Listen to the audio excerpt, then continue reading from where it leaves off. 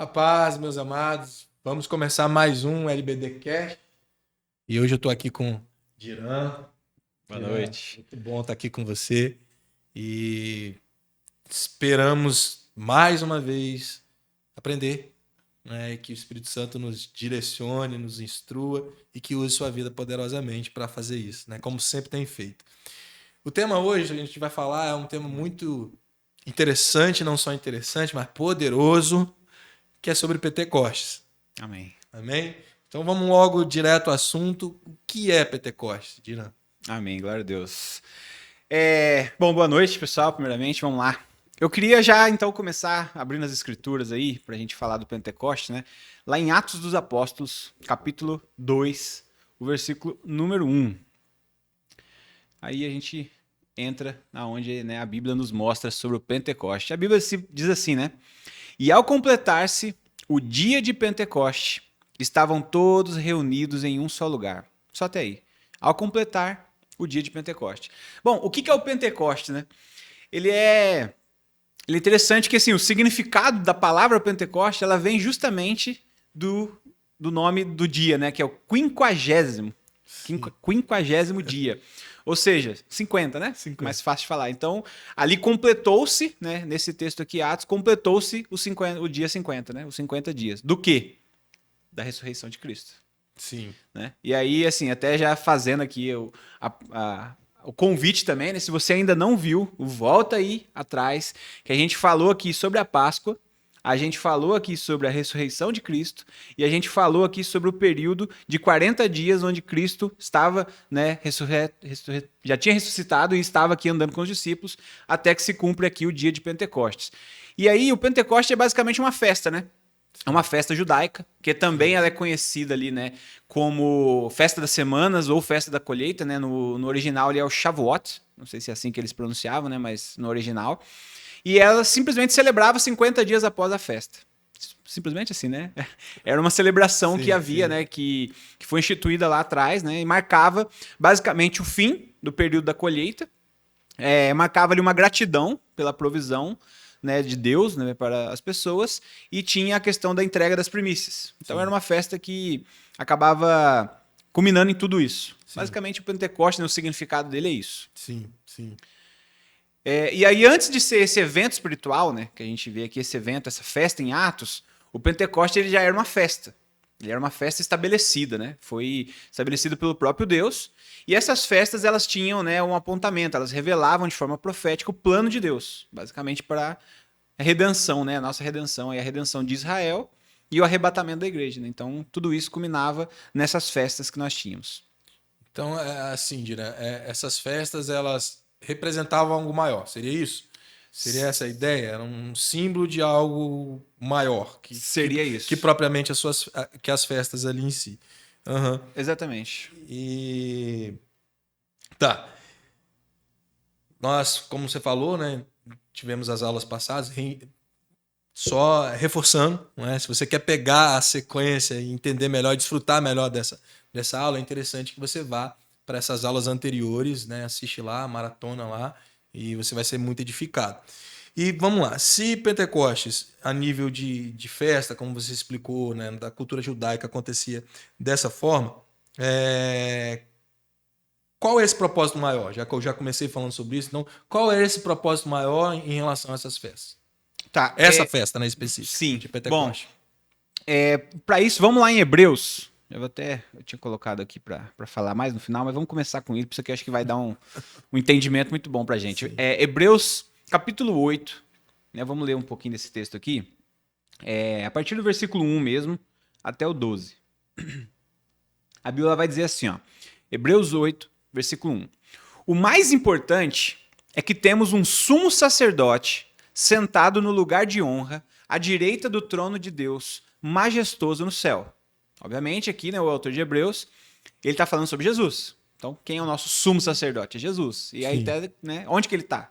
Está ali sentado, né, no lugar de honra, à direita do trono de Deus. Muito bem.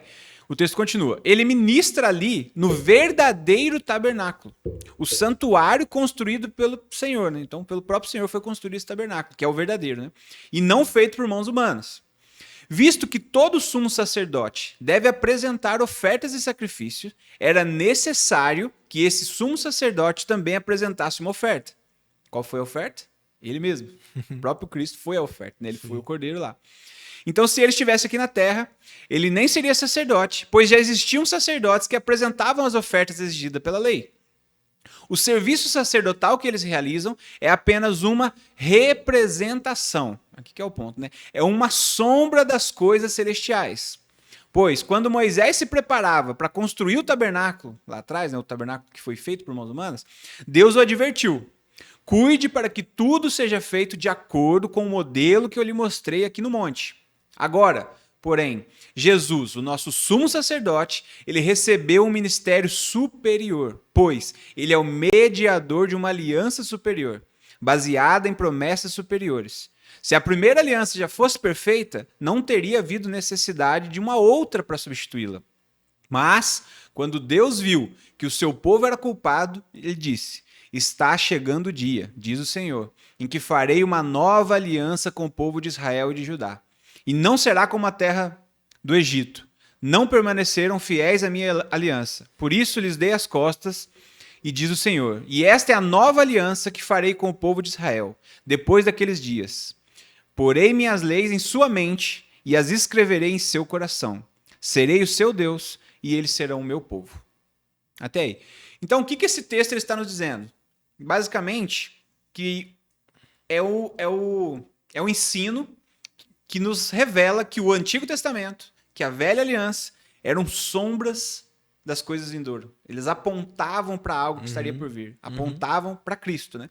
E aí, a gente entra nas festas. Não somente na festa de Pentecoste, né, mas para falar da festa de Pentecoste, a gente passou por algumas outras festas. Sim. A gente viu isso, né, no episódio passado, nos episódios passados, a gente viu a Páscoa, a festa da Páscoa, que era uma instituição também ao qual Deus, né, tirou aquele povo do Egito, né, com a morte do cordeiro e tudo mais. Sim. E aí, a partir daquilo, era instituído que todos os anos eles comemorassem a Páscoa, naquele mesmo período.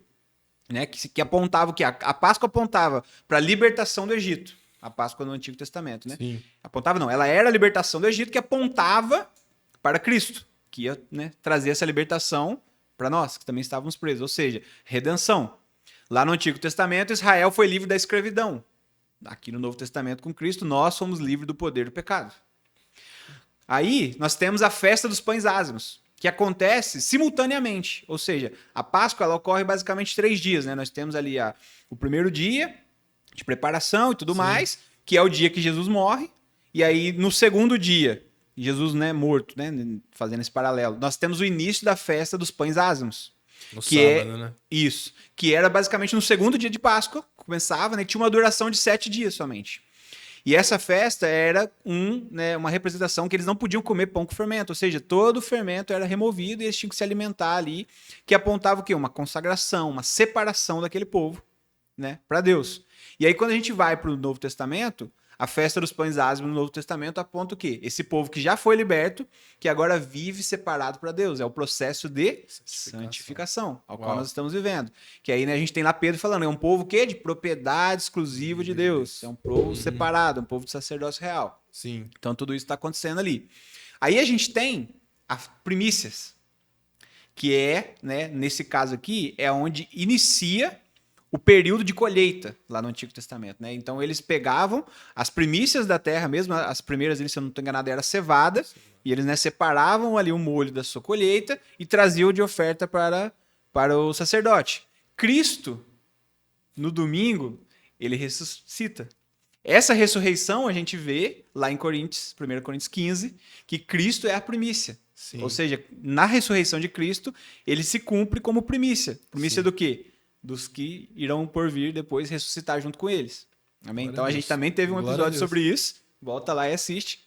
E aí a primícia mostra, né, aponta essa redenção, né, que Cristo ressuscitou entre os mortos, sendo ele as primícias do que dorme.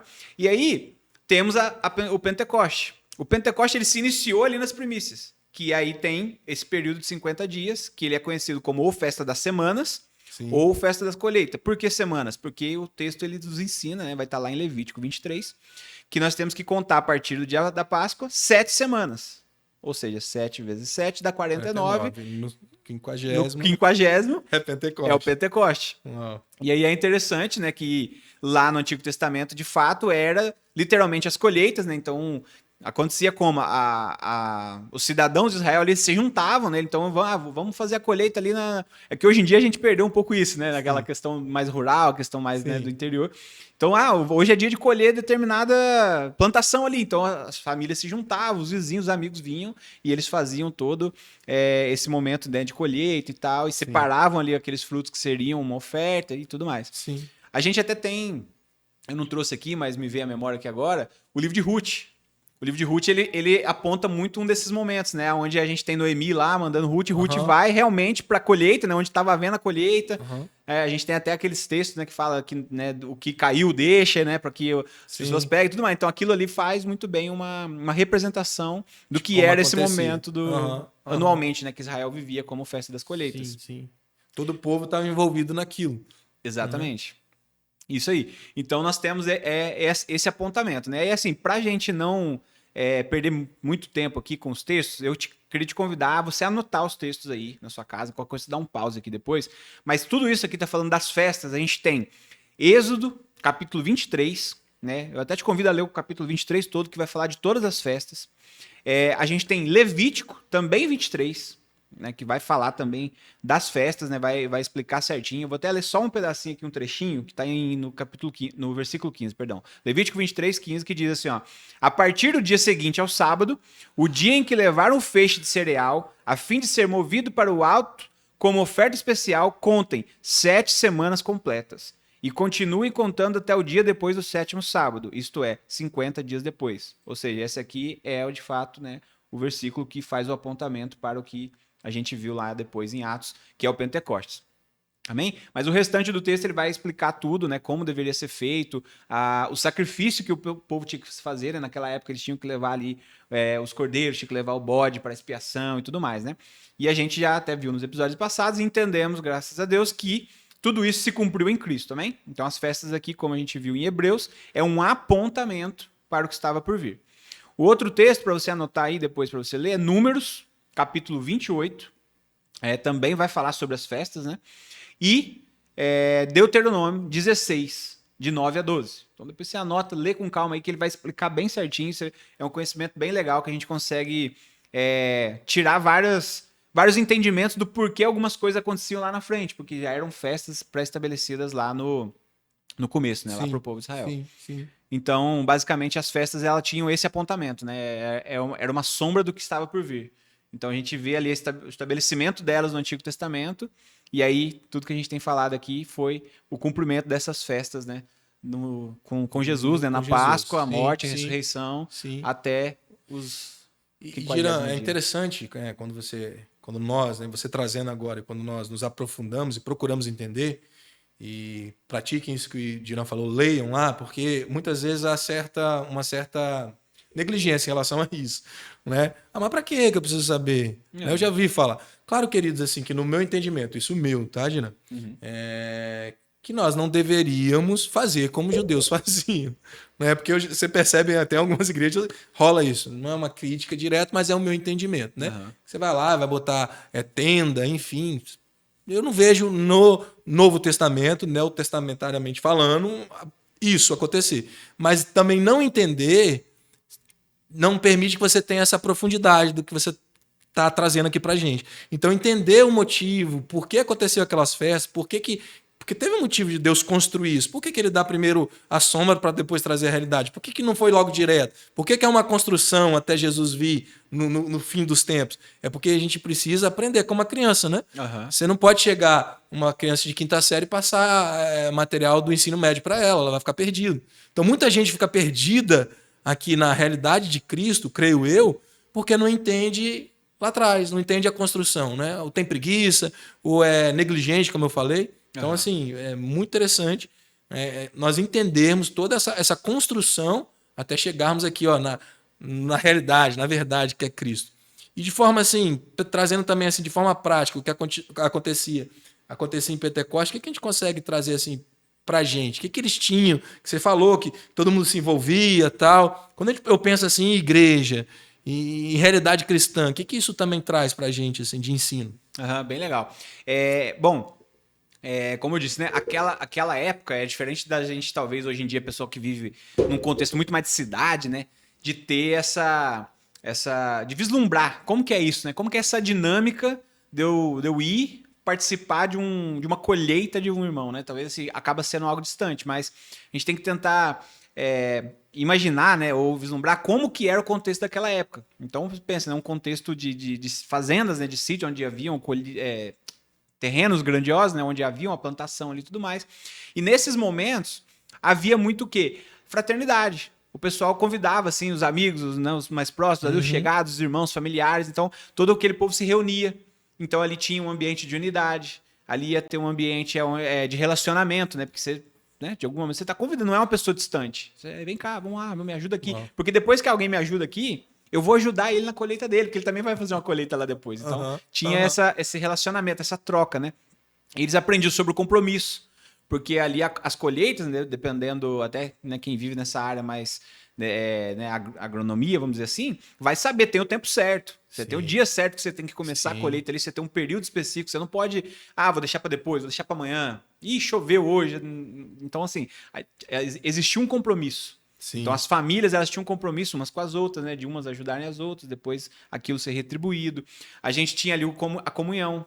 Porque, né, que nem eu disse lá no momento de Ruth, eles passavam grande parte do dia, às vezes nessas semanas, juntos. Então eles comiam juntos, eles bebiam juntos, eles se reuniam após um dia todo árduo de trabalho ali, fazendo, né, o trabalho duro mesmo, colhendo e tal. Depois eles se reuniam, eles se assentavam, eles iam comer juntos, eles iam conversar, então tinha comunhão. Esses pontos que eu tô falando, já vai vendo, né? Isso trazendo para a realidade do hoje em dia, né? Como igreja.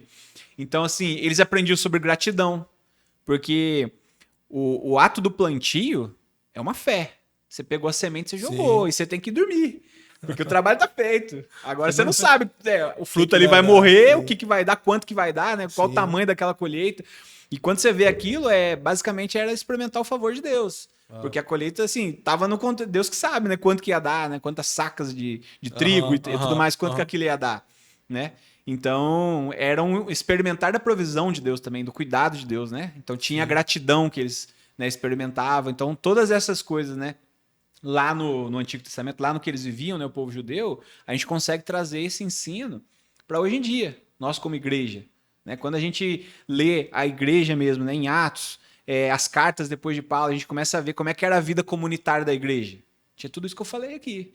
A gente, como irmãos, né, nós precisamos aprender aí, viver em comunhão com os irmãos, né, ter fraternidade, aprender a ser gratos a Deus, a entender a provisão, né, o cuidado de Deus com cada um de nós, né?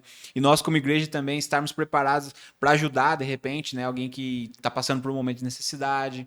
É claro que hoje em dia não é a mesma coisa, eu não vou lá ajudar o cara a fazer a colheita, literalmente, não vou fazer uma obra ali com o cara, né? Existem exceções, às vezes me ajuda aqui a bater uma laje. Pode acontecer. Acontece, né? Sempre tem um churrasquinho da laje. Um churrasquinho, aí vai, a galera vai. Se envolver comida com crente, aí vai. Mas é importante, porque é a comunhão. Comunhão. E mesa, partir. É isso. Então, assim, esse apontamento que o povo vivia lá, a gente, como igreja, hoje precisa viver, precisa entender, precisa ter isso também, né? Ter a nossa igreja, por exemplo, que é uma igreja que se reúne em pequenos grupos, né? A gente tem os cultos aqui ao domingo, onde vem, né, multidão de pessoas. Mas é difícil a gente ter relacionamento com todas elas, conhecer mais próximo. No culto público isso é difícil. É difícil, tem 2 horas ali, né? Agora, durante a semana, não, a gente tem tempo ali, a gente tem reunião nos lares, né? Então, as famílias vêm até o lar de uma determinada casa, que é ali a responsável pelo recebimento daquele povo. Então, ali tem comunhão, ali tem partir do pão, ali vai ter palavra. Então vai ter essa troca, né? Vamos estar experimentando como igreja, né? No nível ali mais íntimo, né? Um pessoal mais reduzido, né? Porque não daria para fazer isso em grande escala. Aquilo que é a igreja, né? Que é o partir do pão, a comunhão, a oração, né? Perseverar nisso, né? Que é o que Atos nos ensina lá posteriormente. E aí, é interessante também que aqui, né? Eu já, né, continuando, isso aqui é o que o povo tinha que aprender. Sim. E aí, quando a gente avança no texto, né? A gente ir de fato mesmo lá para a primeira Páscoa, né? Que foi a libertação do povo. Eles saem do Egito, então eles são libertos e eles vão para o deserto, começam a caminhar. Aí, aproximadamente A Bíblia não diz com clareza que foi no 50º dia, mas, como tudo é um apontamento, Sim. a Bíblia ela fala o quê? Que a Páscoa foi lá no mês de Abide, né? Sim. No dia 14, isso ela fala. Sim. E o povo caminhou. Então, pensa ali, dia 14, mais ou menos, faltava, né, uns 15 dias para acabar o mês. Sim. E era o primeiro mês, né, do calendário judaico. Aí a gente tem o segundo mês, que são mais 30 dias, ou seja, dá 45 dias. Certo. E aí o que a Bíblia diz é que no terceiro mês, ou seja, no terceiro mês, aí ela não deixou claro o dia, mas ela diz que é no terceiro mês.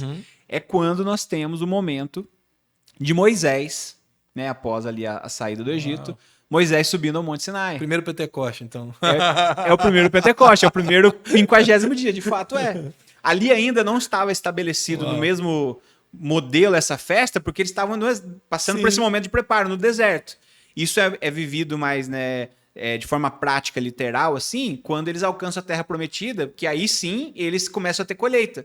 Tanto é que, né, a Bíblia diz o quê? Quando tem o primeiro fruto da colheita, o maná para de cessar. Porque no deserto é Deus que está sustentando a provisão, o maná caindo. Porque não tinha como eles plantar ali e viver no deserto, né? Sim. Mas lá na frente eles estão naquele momento. Só que a gente tem aqui ainda, né, voltando no deserto, a gente tem o 50º dia, ele acontece. Sim. E aonde que está acontecendo isso? No Monte Sinai. Uau. Ou seja, Moisés ele está ali no Monte Sinai e a gente conhece, né, um pouco da história. Sim. Lá em Êxodo 19. Sim. O que acontece lá? A gente tem fogo, né, no monte, o pessoal ali, né, olhando de longe aquele monte. Não, fala com Moisés mesmo, nós não queremos, porque tá com o povo com medo, né? A gente tem aquele relato lá em Êxodo, né? A gente tem a lei, né? Deus entregando a lei para Moisés, ela sendo escrita ali em tábuas. A gente tem o povo ali com medo e distância. E aí, né, assim, não vou entrar no detalhe disso aqui, mas a gente sabe o que acontece ali, né? Quando Moisés está lá em cima, o povo vai e faz o quê? Um bezerro de ouro. Sim. E aí, quando Moisés desce, acontece uma punição ali, né? Sim. A Bíblia relata isso lá em Êxodo 32, do verso 28. Sim. Que ela vai falar o quê? Que 3.000 pessoas foram mortas naquele dia. Essa correlação aí tá muito legal aqui, né? Não foi? Uau, foi 3.000 pessoas foram mortas naquele dia por conta da culpa ali do bezerro de ouro, né? O texto foi até replicado aqui para vocês lerem, né? Êxodo 32, versículo 28. 3.000 pessoas foram mortas. E aí, quando a gente vai para o Pentecostes, lá em Atos, a gente tem fogo também. Só que não é no monte. É o fogo vindo sobre as pessoas. Vamos ler Atos 2. Vamos ler Atos 2 aí. Vamos. Cadê a projeção aí? Atos 2. Deixa eu ver aqui até onde que eu anotei aqui o Atos 2. Jesus amado. Me ajuda. Eu perdi. Uau. Que é o dia de Pentecostes, né? Atos 2, né? A gente leu o versículo 1, a gente vai ler o versículo 2 agora, né? Que é o de repente veio do céu um barulho, semelhante a de um vento soprando muito forte. E esse som tomou conta de toda a casa onde estavam assentados. Então todos viram distribuída entre eles línguas de fogo, e pousou uma sobre cada uma deles.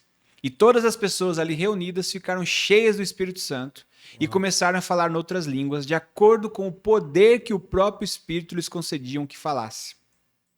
Então, aqui, né, a gente sabe que lá no Monte Sinai havia o fogo, né? Sim. Havia a manifestação do fogo.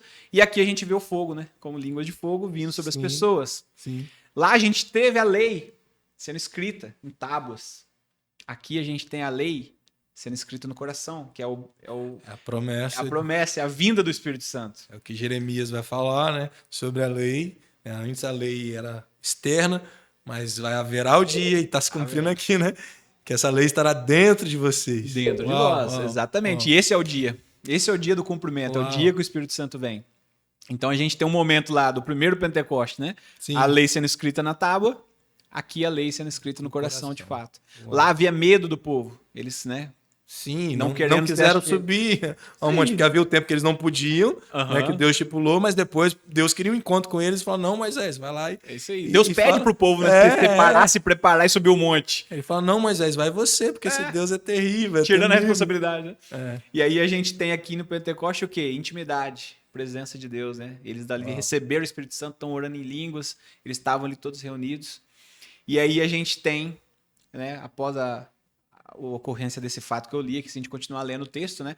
Eles vão estar lá orando em língua, tal, alguns se levantam e começam a... Esse povo tá embriagado, eu acho. O que tá acontecendo? Que mover é esse? Que barulho é esse? Sim. Aí o nosso querido amigo Pedro, aquele mesmo Pedro que negou Jesus lá atrás, Aham. Capacitado agora. agora capacitado com o poder do alto, com o Espírito Santo sobre ele, ele vem, se levanta e começa uma pregação. Uau. Não tem ninguém embriagado aqui, não.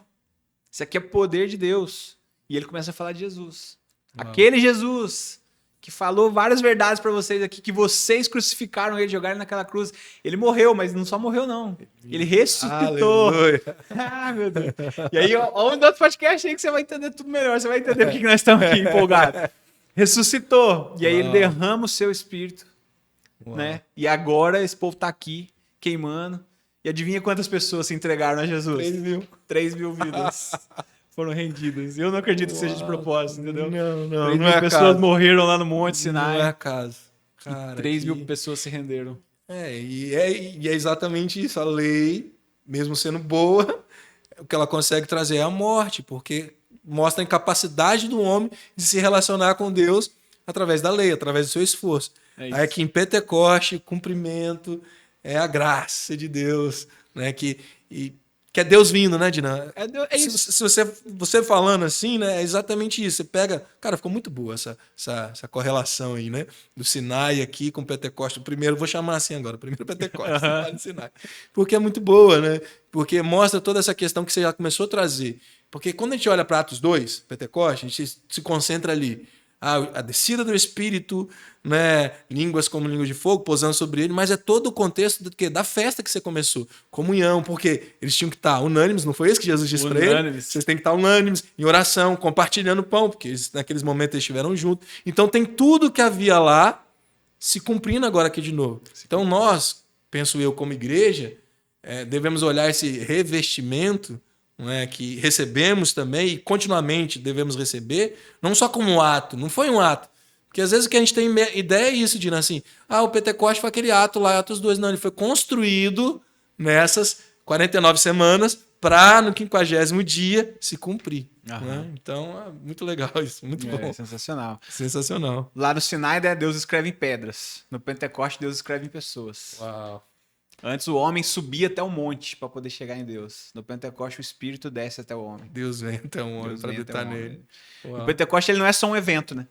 Ele não pode criar isso na nossa cabeça. Ele é basicamente o início de uma nova forma de Deus se relacionar com o homem. Porque a gente tira também, né, Dina, essa ideia assim, de tentar reproduzir isso, cara. Eu vejo muito isso às vezes nas igrejas. Você quer... e até... eu tem que falar, né, irmão? Sempre tem uma crítica, mas é uma crítica construtiva, porque é questão de entendimento, não é só eu falar. Né? Tentar reproduzir, às vezes, até com as canções, com a música, né? Como em Pentecoste.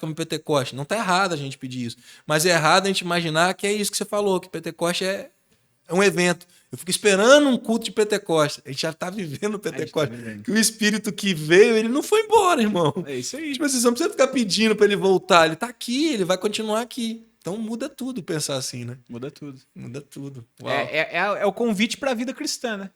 O Espírito Santo ele é justamente isso. Ele é a capacitação que nos permite viver a festa dos pães ázimos, de santificação.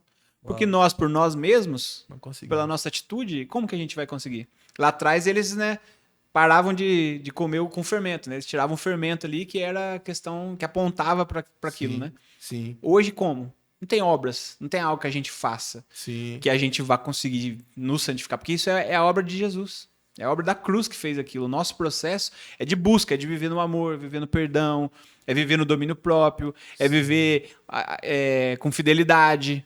Sim. E não coincidentemente, tudo isso que eu estou falando é o quê? É o fruto do Espírito. Só é possível, eu nem tinha colocado aqui, mas só é possível Deixa eu fluir, irmão, nós vivermos as virtudes, né, as características de cristãos verdadeiros, genuínos, que estão crescendo, amadurecendo com o Espírito Santo. Isso é o Pentecoste constante. É o Pentecoste constante. Não tem como eu amar o amor, né? Eu falei isso em outro momento. Não tem como eu amar o amor bíblico, o amor sacrificial, o amor ágape, sem o Espírito Santo. Sem o Espírito Santo, de forma humana, a gente só vai ser possível de amar o amor humano. O amor filéu, né? Que a Bíblia traz esse paralelo, né? O amor racional aqui, o amor afetuoso. Não tem como experimentar um nível de amor divino sem o divino dentro de mim, sem o Espírito Santo dentro de mim. Verdade. Não tem como eu ter um domínio próprio sem o Espírito Santo dentro de mim. Eu posso até ter algumas escolhas certas, mas eu vou falhar mais do que acertar e tudo mais. Sem o Espírito Santo não tem como. Você falando isso, né, Dina? A gente pega Gálatas 5, né, que fala do fruto do Espírito.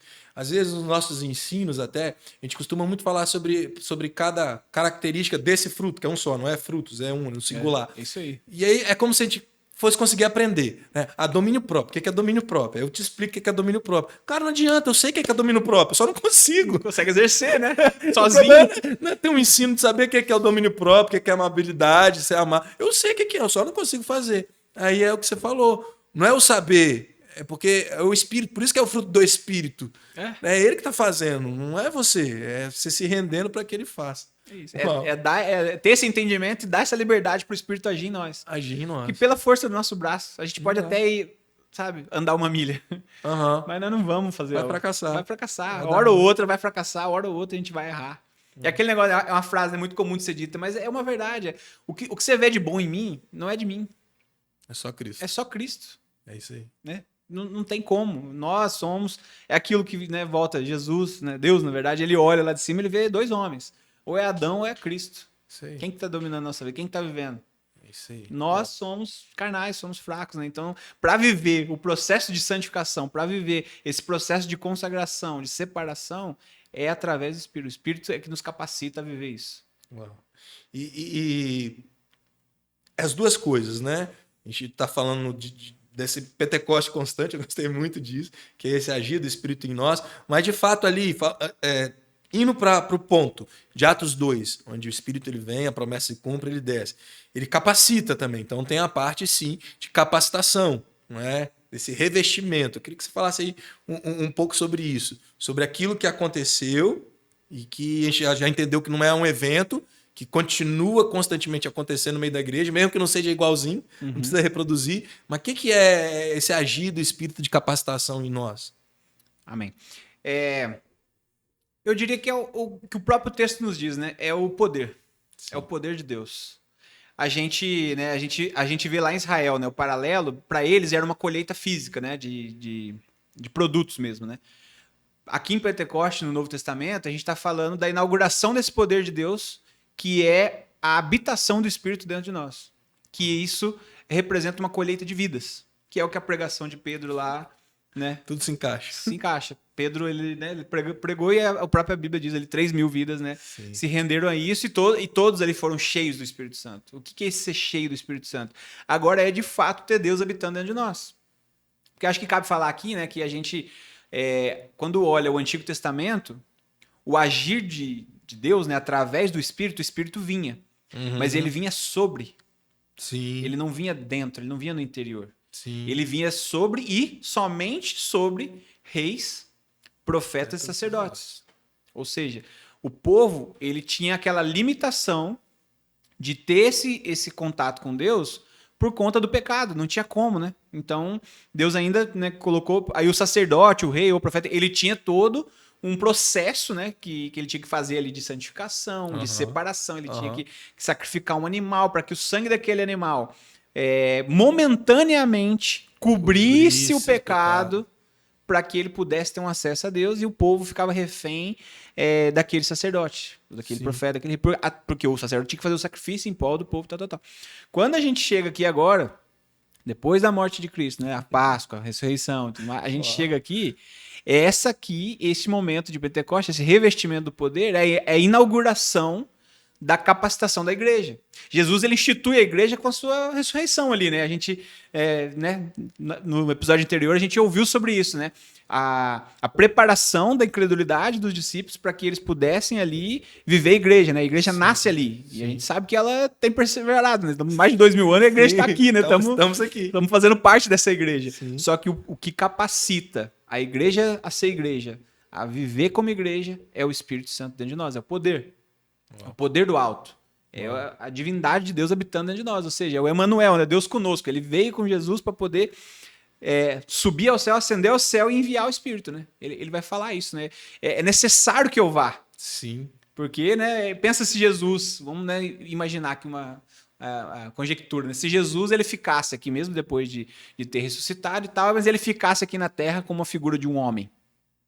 Como que a gente ia ter acesso a isso? Todos os povos iam ter que viajar para o lugar onde... Como é que Jesus ia atender a todos? Como é que Jesus ia se relacionar com todos? Seria impossível. Olha como é hoje, quantos bilhões de pessoas tem na Terra, né? Sim, sim. Então, era necessário que ele fosse para que ele enviasse o Espírito. E o Espírito, como ele é Espírito, ele habita dentro de nós, então ele habita dentro de mim, dentro de você, dentro quem está ali, dentro dos irmãos que estão nos assistindo. Sim, Esse sim. Espírito habita em nós. E aí, quando a gente vai para o texto, e aí a Bíblia fala sobre o poder, né? Esse poder, no original, é o dunamis, que é o que vem da origem da palavra dinamite ali, dínamo. De fato é um poder sobrenatural. É essa manifestação que capacita, uma manifestação sobrenatural que nos capacita a termos a operação do próprio Deus, né? Através do seu Espírito, que é o Espírito dele, agindo em nós. Então se cumpre, né, o que Jesus diz em Atos 1, se eu não me engano, que ele chega e fala, né? Sim. Fiquem aqui reunidos, Sim. até que do alto Sejam sejais revestidos de poder. revestido de poder. Ou seja, não vai tentar fazer as coisas pelo seu próprio braço. Não vai correndo aí pregar, fazer qualquer coisa, testemunhar que era o certo. Sim. Não vai fazer discípulos de todas as nações. Não vai testemunhar do que você viu e viveu sem o poder do alto.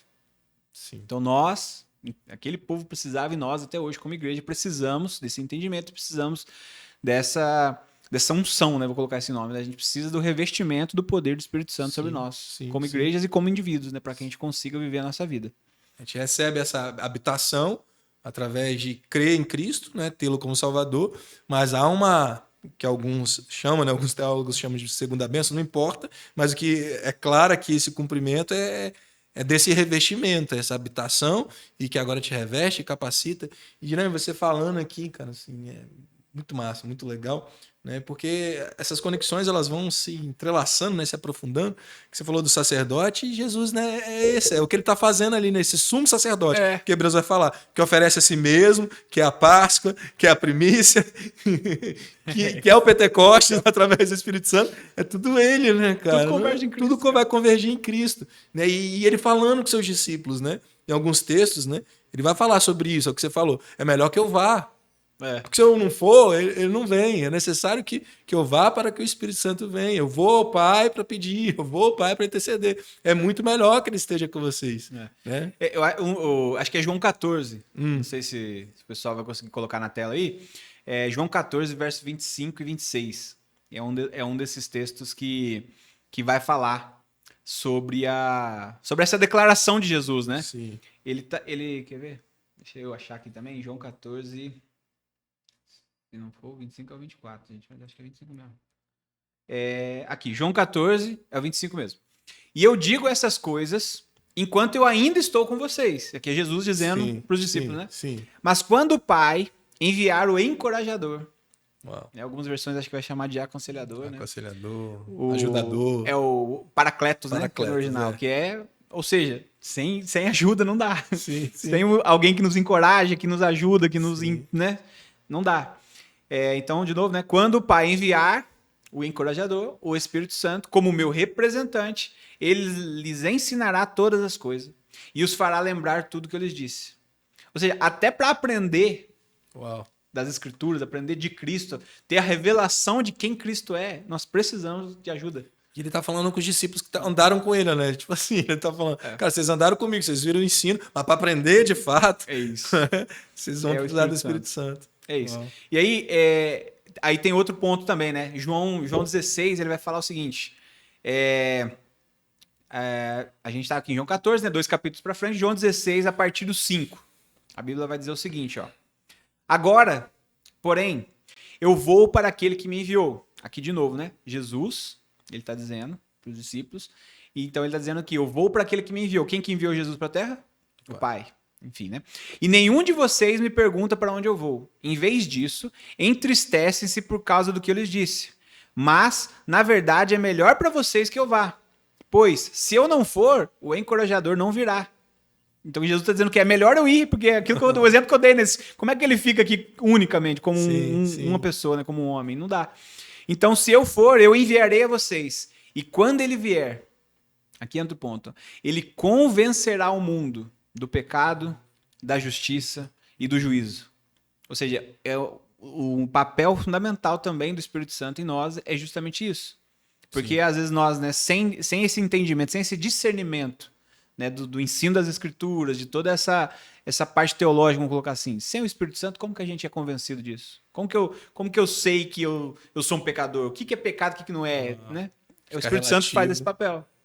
Através do quê? Da pregação da palavra. A gente se expõe à pregação da palavra, mas quem faz o convencimento ali, quem está ouvindo a palavra de que precisa de mudança, de que precisa de transformação, de que precisa de cura, de que precisa de mudar de vida, é o Espírito Santo dentro de nós. Ou seja, não tem como nós, né, por mais clara que seja a mensagem comunicada, não tem como a gente abrir a cabeça de alguém, pegar Cristo e falar, dá vontade às vezes, dá vontade. Mas não tem como. É o melhor para você. É o melhor para você, faz isso, decide isso, cara, vive isso, mas é o Espírito Santo. É ele que vai por dentro ali e vai gerar isso, vai gerar essa fome, essa sede, vai convencer. E aí o texto continua, né? Do pecado, porque o mundo se recusou a crer em mim, né? Da justiça, porque eu voltarei para o Pai e não me verão mais. E do juízo, porque o governante deste mundo já foi condenado. Uau. Vitória completa. Vitória completa. Então o Espírito Santo, ele é esse instrumento, né? Ele é de fato essa capacitação do alto, né? De revestimento de poder para a igreja, né? De novo, Jesus, ele, né, estabeleceu a igreja ali na morte dele na cruz, mas ele capacitou a igreja enviando o Espírito Santo para nós. Amém. Sem isso, nós não poderíamos avançar, né, como igreja.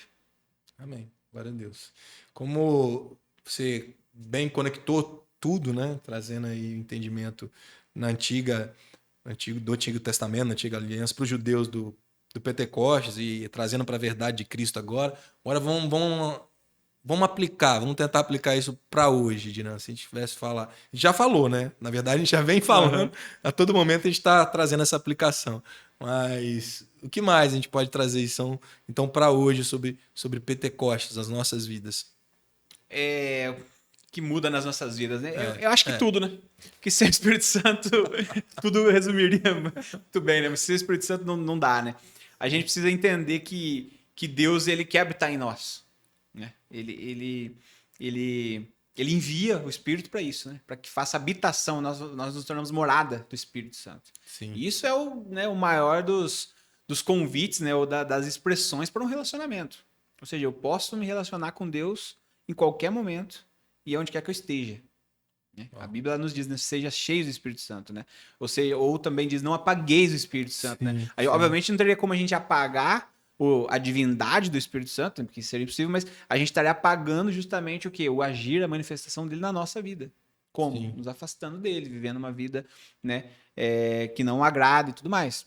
Sim. Então, tudo isso é um chamamento para a gente, como, né, nós também temos essa responsabilidade de buscá-lo, de nos relacionarmos com ele, de desejar ele e tudo mais, né?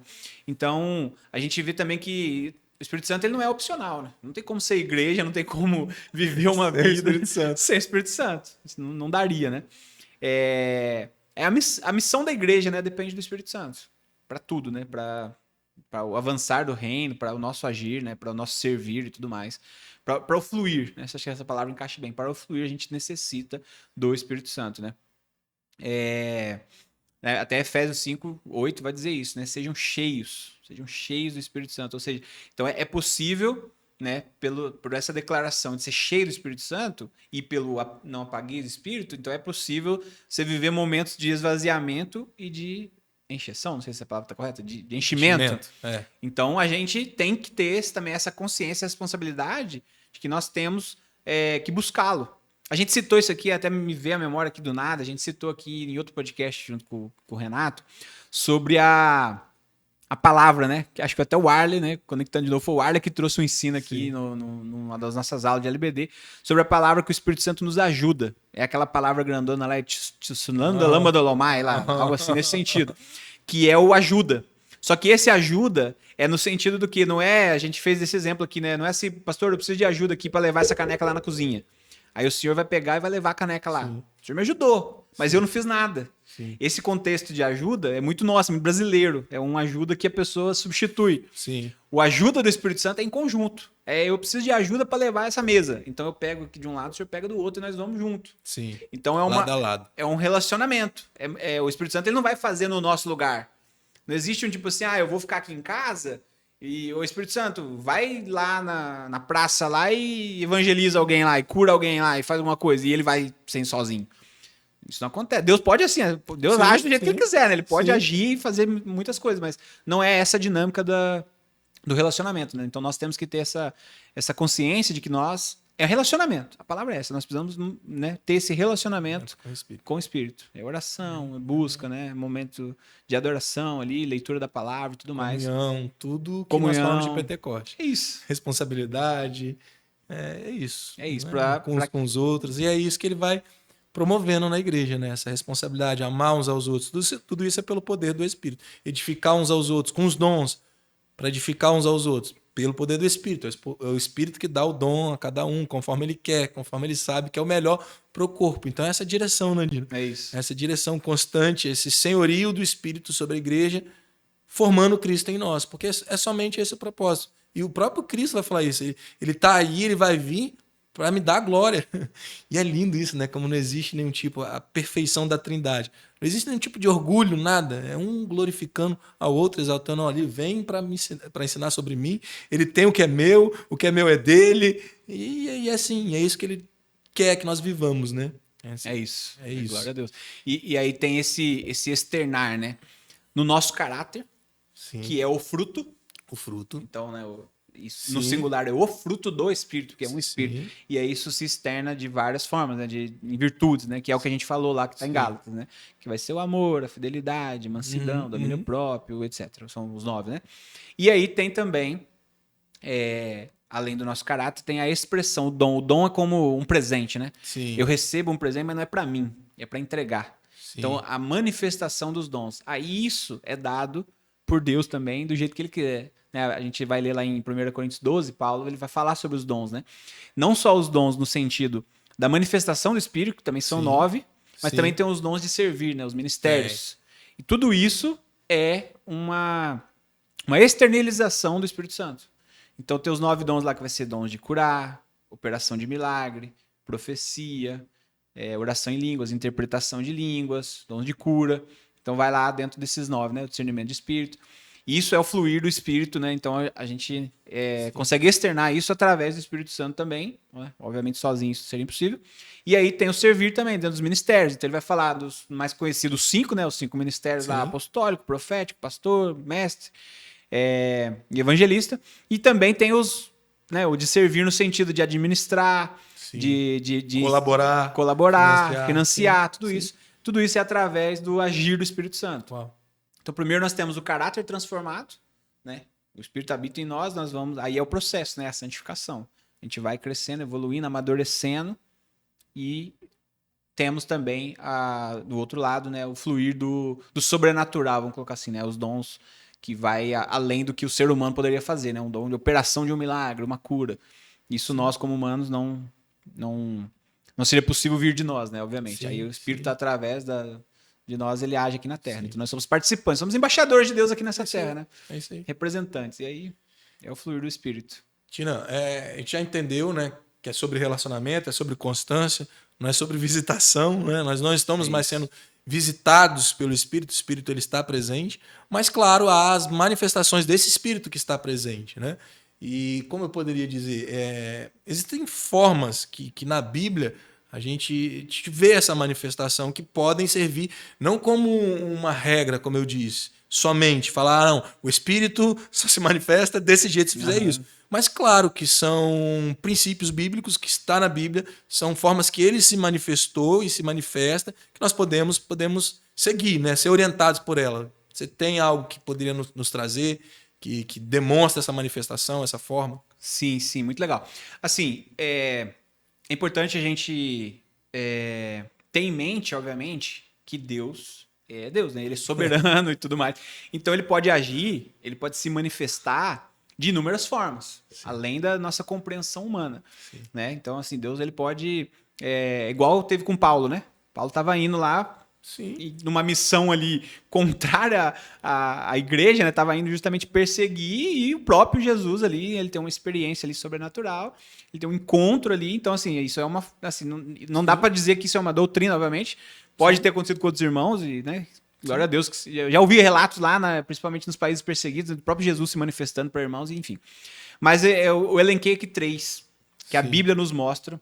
Tá. 3, né, passagens que estão em Atos ali, que eu acho legal a gente ter isso em mente, para que faz parte do nosso cotidiano, como cristãos, né? Que tá dentro do mais comum, vamos colocar assim, né? Sim, Não dá para sim. dizer normal, porque é sobrenatural, né? Mas Sim. enfim. O primeiro deles é o que a gente já falou aqui, que é o dia de Pentecostes, é a manifestação ali em Atos 2. Que é o quê? Um ambiente de unidade e oração.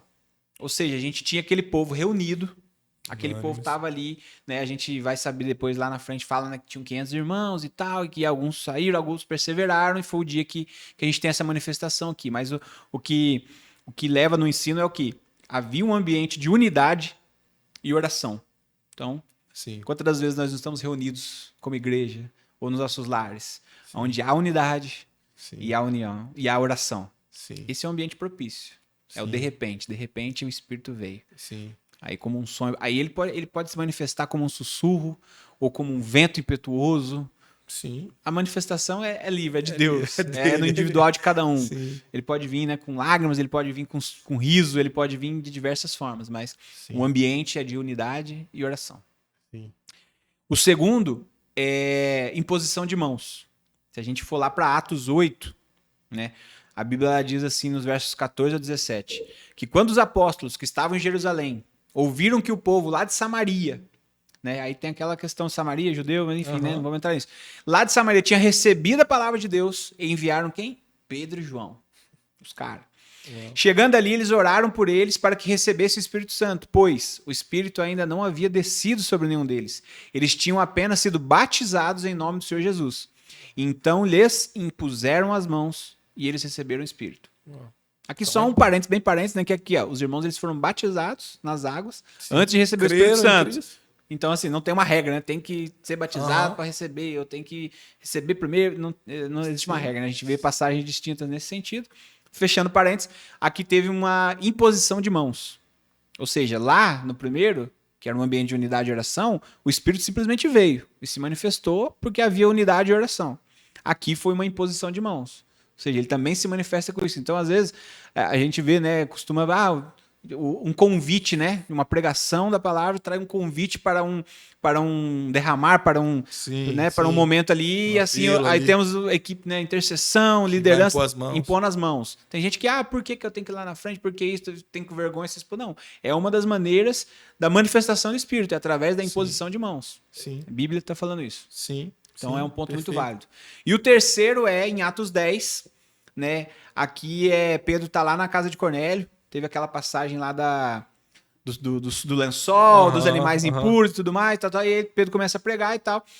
E aí a gente vê o texto aqui no versículo 44, que diz assim, ó: enquanto Pedro falava essas palavras, o Espírito Santo caiu sobre todos os que ouviam a mensagem. Então o que estava acontecendo?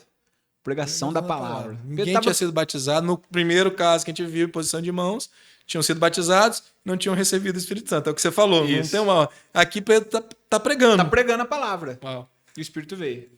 Então, como não existe uma regra, às vezes durante uma pregação, às vezes durante um podcast, meu irmão. Você tá ouvindo um podcast aqui, se você desejar, se você crer, né, em tudo que a gente tá falando aqui, em todo esse contexto, Páscoa, ressurreição de Cristo, dia de Pentecostes, o poder do Espírito Santo em nós, se você crer, o Espírito pode te alcançar aí onde você está hoje ouvindo essa mensagem. Amém. Porque há uma pregação aqui da palavra, nós estamos falando da palavra de Deus. Amém. Onde há um ambiente de unidade e oração, o Espírito pode se manifestar. Amém. Em posição de mãos, o Espírito pode se manifestar. Amém.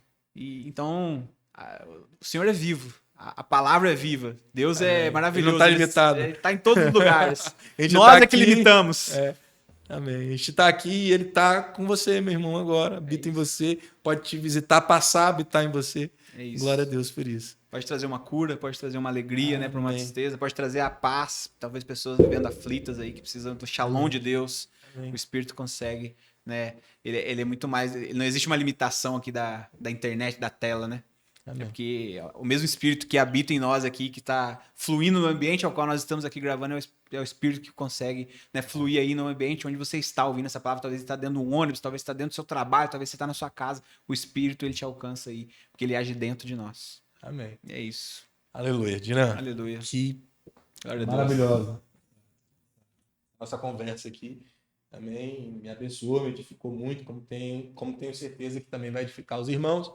Queria pedir, então, que você orasse aí cheio do Espírito, como Amém. você é, né? Na direção do Espírito, com liberdade. Você já falou, mas libera sobre os irmãos, cura, o que o Senhor colocar no seu coração. Amém. Glória a Deus. Vamos orar. Senhor, nós te agradecemos, Pai. Te agradecemos pela oportunidade de estarmos aqui, Senhor, compartilhando dessas maravilhas, compartilhando essa palavra, Senhor. E te pedimos que esse entendimento ele possa abrir os nossos olhos, abrir a nossa mente, Senhor, para uma revelação de quem Tu és, Jesus. Para o agir do Teu Espírito Santo em nós, Pai. Ah, Senhor, nós sabemos que nós somos seres humanos limitados, carnais, e que sem o Teu agir, sem o Teu poder em nós, sem o Teu Espírito Santo nas nossas vidas, nós não somos capazes de nada. Mas através do Teu agir, através do Teu fluir, Senhor, nós cremos na manifestação do Teu poder através das nossas vidas, Senhor. Nós cremos, Senhor, nas experiências sobrenaturais. E nós cremos que o Senhor, Espírito Santo de Deus, pode agir em nós e através de nós, nos alcançando neste momento com cura. Ah, Senhor, pessoas que estão enfermas e necessitam do Teu toque, Senhor. Vem com cura sobre nós em nome do Senhor Jesus, Pai. Ah, pessoas que vivem, Senhor, aflitas, pessoas angustiadas, pessoas que não conseguem encontrar um tempo de descanso. Eu oro em nome de Jesus para que o Senhor venha com a Tua shalom. A paz que excede todo entendimento esteja sobre nós em nome do Senhor Jesus, Pai. E eu oro, Senhor, por aqueles que talvez ainda não entregaram suas vidas a Ti, Jesus. Aqueles que por algum motivo têm medo ou aqueles que estão aprisionados em algum ambiente, Senhor, de vícios, de pecado ou de qualquer coisa assim. Nós, Senhor, temos a convicção de que é o Senhor que convence do pecado, da justiça e do juízo, e nós te pedimos, vem Espírito Santo, abre os olhos do entendimento desses irmãos e que eles possam, Senhor, ter um passo de fé, de ousadia, de coragem, de entregar as suas vidas ao Teu nome, Senhor, e se renderem diante do Teu senhorio, Jesus. E nós clamamos e profetizamos que o Teu Espírito vá e alcance todos aqueles que estão ouvindo essa mensagem, no nome do Senhor Jesus. Amém. Amém. Glória Amém. a Deus. Glória a Deus. Muito bom Você estar que aqui. nos assistiu e ainda não curtiu, curte, segue aí, compartilha essa mensagem.